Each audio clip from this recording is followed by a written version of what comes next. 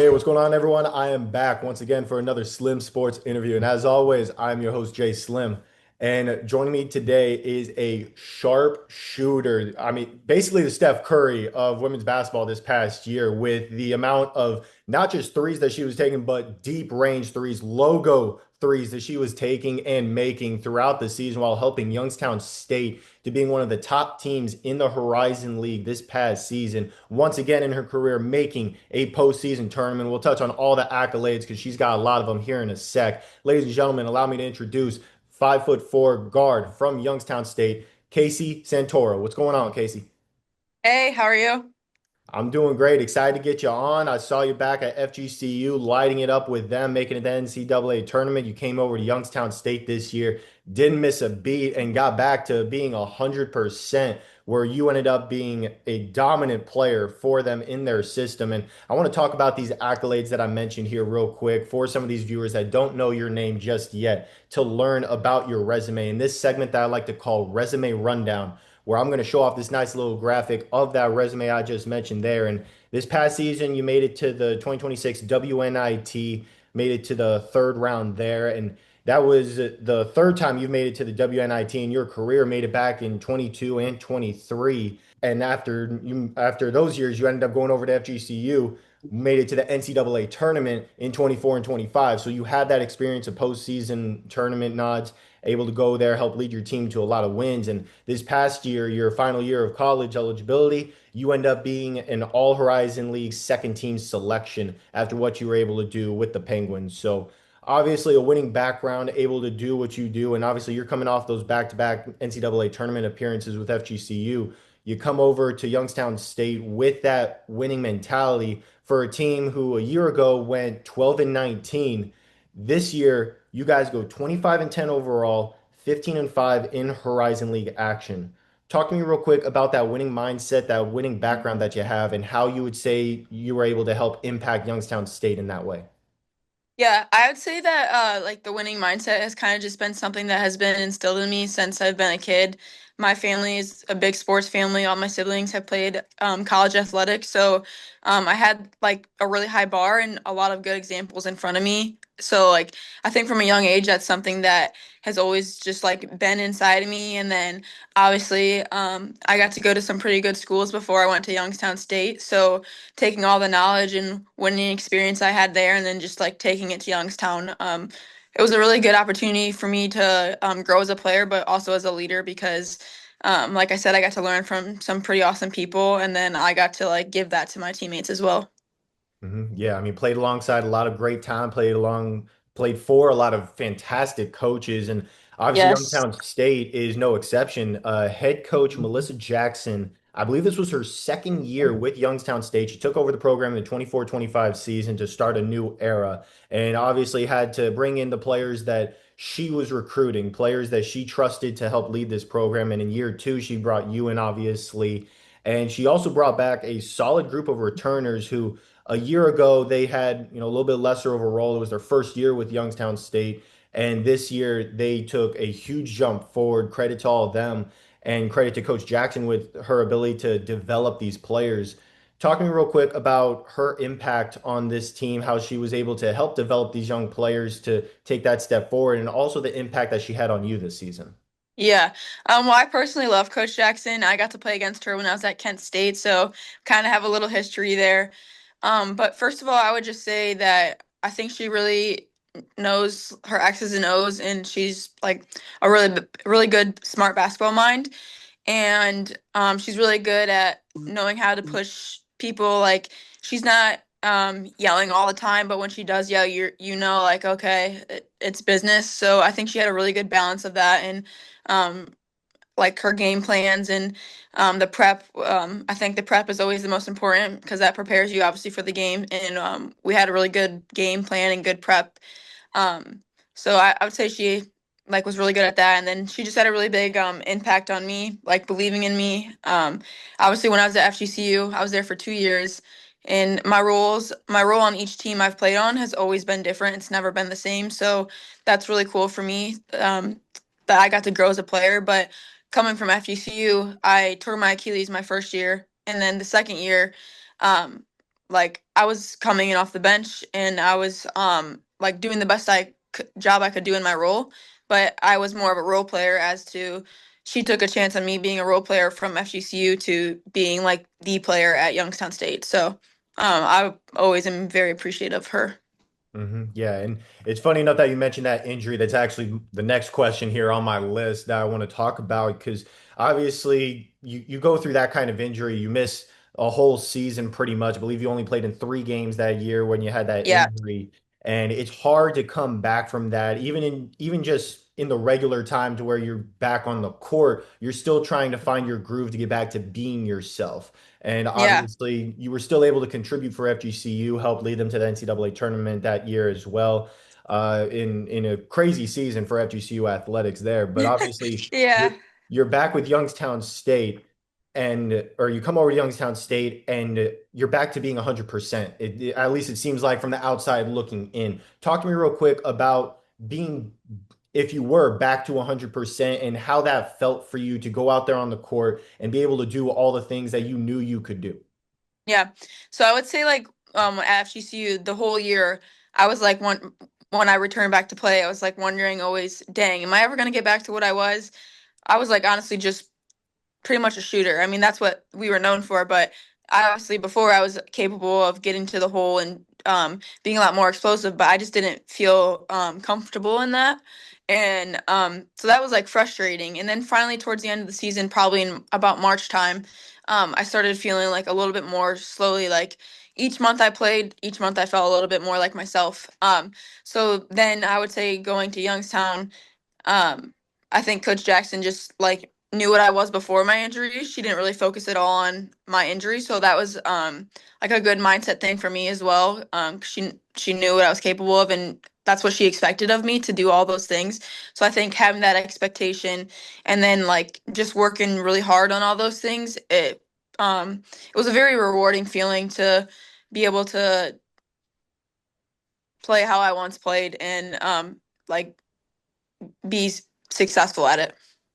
Hey, I mean, part of you being back to being yourself is you're dropping buckets left and right. That's what you did all season long. And I mentioned a whole bunch of logo threes that you made throughout this season. And outside of those, you still made even more big time shots, no matter who you were going against. And I want to talk about some of these highlights that you had in a segment that I like to call Make That Play, where I went through Synergy. I took a look at every single made basket you had. So I was there for quite a bit. But I put Yeah. together my list of what I feel like were your top 3 plays from this past season. But I'm just a stats guy. I'm just a fan of the Yeah. stats. You're the one on the court doing what you do best. What would you say was your best play from this past season?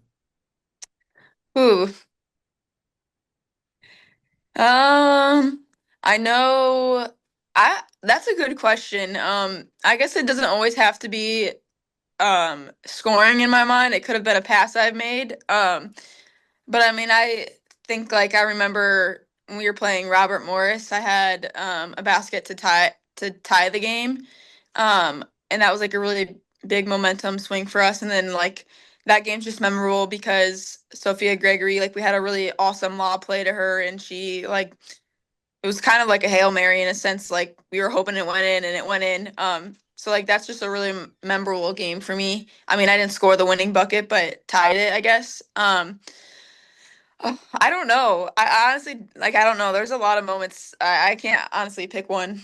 Hey, trust me, that's why I love doing this segment. Gets y'all players to think, get y'all players to Yeah. remember just how great you are. And here, I'll give you a little bit of a reminder with some of these plays that I have on my list. And I'm going to start off at Okay. number 3, which is a shot clock beating and one against Wright State, where you just always seem to have that clutch factor with you with getting these shots off in time and making them where you spun off that defender, drove into the paint towards the rim. She's on your hip the entire way. You're fine through contact. You get up and you end up getting that shot off with her right there in front of you, drawing that foul, but sinking the shot, went to the free throw line, catching the free throw for the and one opportunity there. Number 2, going against Purdue Fort Wayne, you stepped through a double team for a nice little score there, Hmm. drove left straight into that double team, pretty much help defense came over. You said, I don't care who's there, I'm scoring. You spun around, then stepped through both of them for a reverse layup, ended up on the other side of the rim, still managed to make that shot there. And then number three, we got to include a three-pointer somewhere on here. Going against Maryland Eastern Shore in, I believe, the first round of the WNIT, you ended up coming off a screen and you caught the pass up on the wing area, used another screen to get over to the top of the key, and you said, you know what? Let's let it fly. Had a step back to cash it in from long range for three, ended up going on and winning that first round of the WNIT there. So obviously three of a whole lot of big time moments that you had this past season. Obviously, you mentioned the ones against Robert Morris.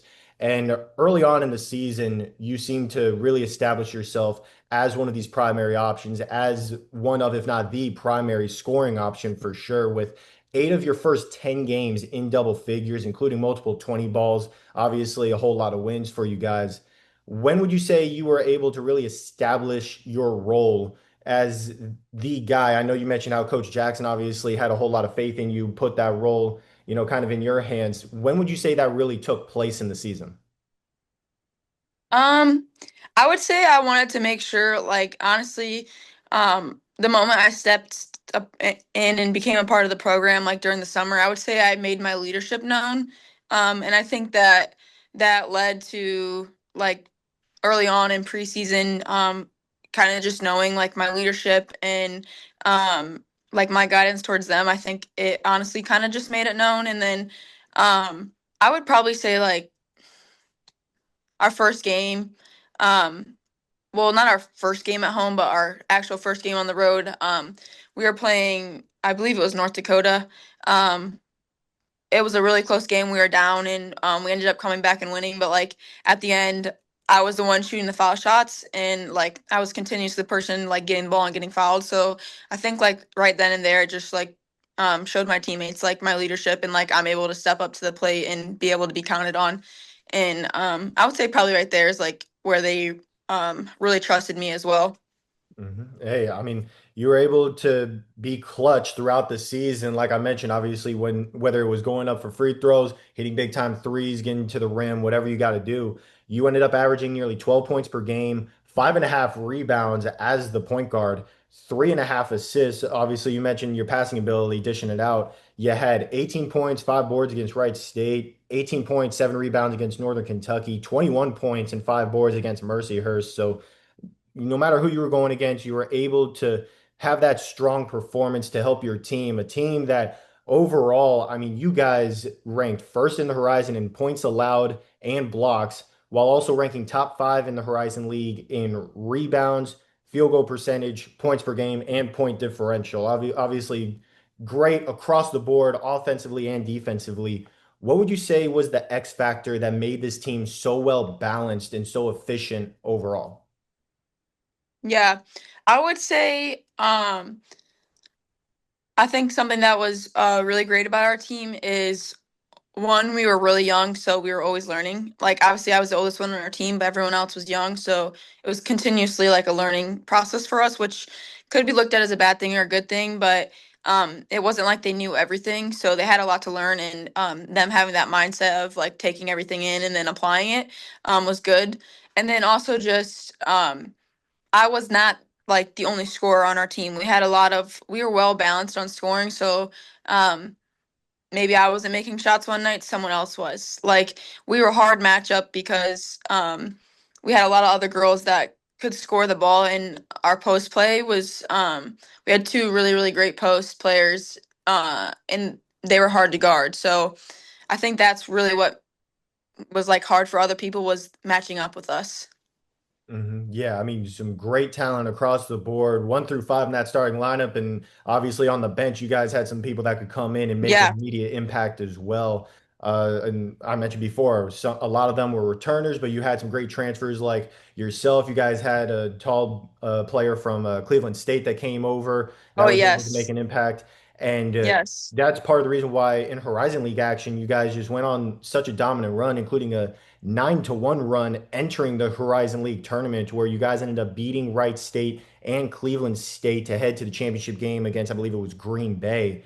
Talk to Yeah. me real quick about that time in the Horizon League towards the end of that regular season and in the Horizon League tournament as well. What would you say really clicked together? Because obviously, when you're that far into the season, you have roles established, you have a good amount of chemistry built up with one another on the court. How would you say you guys were able to go on that dominant run and also be able to give Green Bay a run for their money in that championship game as well? I think a lot of it was one. I think we were in a couple of games that at a little bit towards the before the end we might have lost or were really close calls, and it was really like a eye-opening moment for us. It was like, yeah, we need to lock in. Like we're better than what we're playing, and we're giving these teams hope. And when you give a team hope and you're playing them, like that allows them to get more confidence to beat you. So we were like, yeah, we need to lock it in. And then also, I think for a lot of them, they hadn't experienced it the year before. So like they were all hungry because they were like not the greatest team the year before, like record wise, they weren't the greatest team. So they were hungry to win, and they knew like, yeah, we're right here. Like we're gonna go get it. So I think that was just like we were hungry to win, I would say.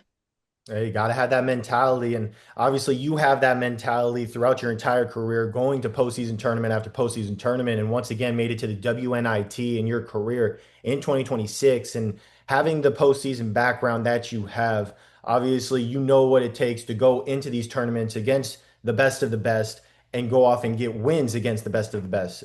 You guys go out, and you can correct me if I'm wrong. I believe you guys got a first round bye and ended up playing Maryland Eastern Shore in that second round. Got the win there, 61 to 42, I believe was the score there. And then you go on and you play the eventual champions in Marshall in that third round.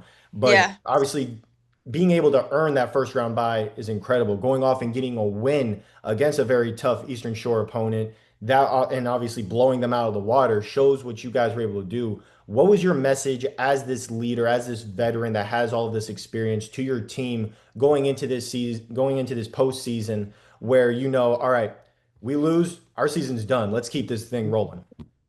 Yeah, I think um it was more of a like anything can happen in postseason type like message I would give them, as in like, yeah, us team we're playing might not have as good of a record as us, but like literally it's a new season and anything could happen. And also we're not familiar with these teams, so the teams they're playing versus the teams we're playing, like we really just don't know. So like more so don't look down on anybody, and like we need to bring our best every game now, because everyone else is going to bring their best. Like they don't care what you did, we don't care what they did, type mindset.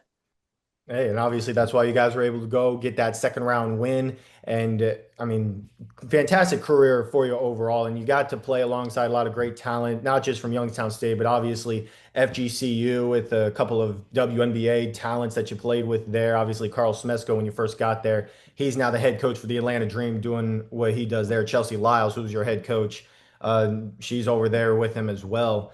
And I want to give you a chance to shout out some of your current teammates, old teammates, whoever, in this segment called Who's Up Next, where you get to recommend players I can have on the podcast, get them to talk about their careers, their stories, just as you're doing now. So, who would you say is next up on the Slim Sports podcast? I mean, I have so many great people to recommend, but I would say maybe Maddie Antonucci. There's gonna be a long list. We called her Juice. Played at FGCU. Um, Amani, FGCU. Trying to think of who else. Oh, Lindsay Thaw, Claire Kelly. Those are all some like really great teammates that I played with, and all very successful.